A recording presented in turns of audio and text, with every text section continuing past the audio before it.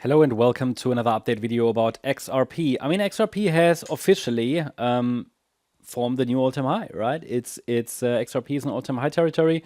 That's in line with the overall bullish thesis that we are tracking here for XRP.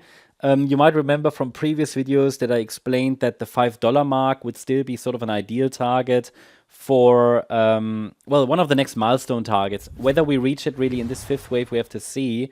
But the idea was that we are going to attack the all-time high territory around 325, right? That was also the next upside Fibonacci level.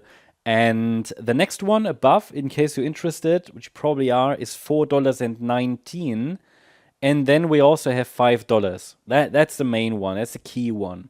And the overall idea is still that the market should move higher. There are support levels on the smaller time frame.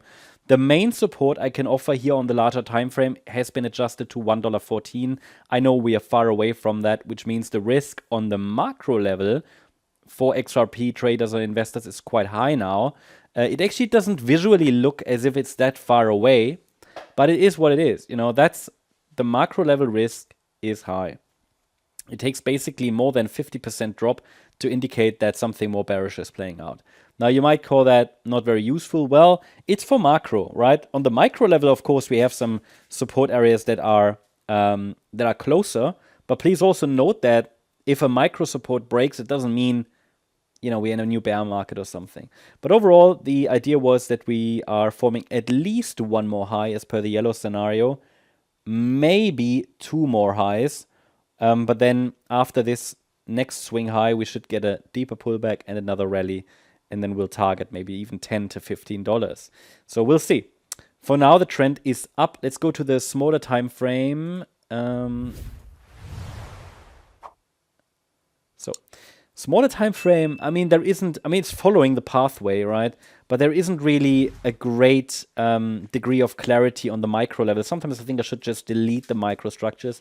A lot of you guys ask for it. I always try to provide these from an educational point of view. But there is, what I can tell you, it looks impulsive to the upside, but we haven't seen any confirmed pullback in a wave 2 yet. I mean, there is no confirmation for a pullback. So that's all I can say. And please note that we only use the micro levels here to tell us, okay, when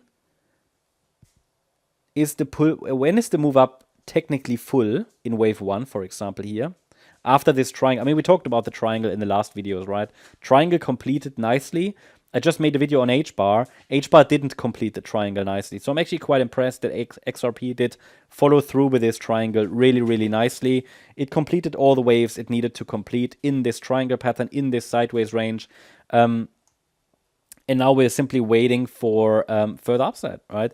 But what I wanted to mention is the wave counts. So if I show you here a microstructure, that doesn't mean a wave 2 pullback has to happen now. It means I'm watching for it, but it doesn't mean it started yet. The wave counts are only a tool to get the support area, right? So just because a wave 2 label is placed here, I'm not telling you the wave 2 happens. Now it just means, okay, a wave 2 could happen at any point.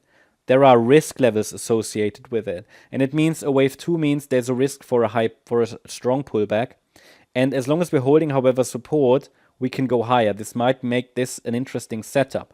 But 251 is then the key risk level. I always encourage people to see this more like risk areas, a risk area, not an area where we predict the price will definitely get into. More like a risk area that if the price hits it, the risk is low, right? At the moment, we're far away from that area. The risk is high because we can fall far. But a break below 251 will indicate something different is playing out. But for now, as long as we are above support, the yellow scenario is preferred, which is bullish. But I mentioned to you yesterday, I think in the last video, that a pullback before a breakout to new all-time highs seems likely. I mean, you see we're just at the all-time high level. We're starting a bit of a pullback there, but obviously it's not going to be that easy to get through. I mean, probably not. We'll see. Bitcoin, we know how Bitcoin is struggling with the 100K mark, right? Clearly, over the last few weeks and months, actually, Bitcoin has been struggling with that. But for now, here, I mean, all I can say is we have support levels to watch between, if a pullback starts, which isn't even confirmed, below 292, between 292 and 251. Structural support here in addition could offer some additional support around 270. And yeah, below that level then, I mean, should the orange support area break, there's some more structural support around 233, but we haven't even reached the micro support area. So that should give you everything. It should tell you about the trend, which is up. It should tell you that the risk for a pullback is there, but it's not confirmed yet. It gives you the risk levels. It also gives you the next upside targets. Actually, all you need to know. Hope you liked the update. If you did, please hit the like button, leave a comment, and subscribe. And if you really like the content, then please check out the channel membership. Also, make sure that you follow us on Instagram and Twitter for additional content. Thanks a lot for watching. Bye-bye.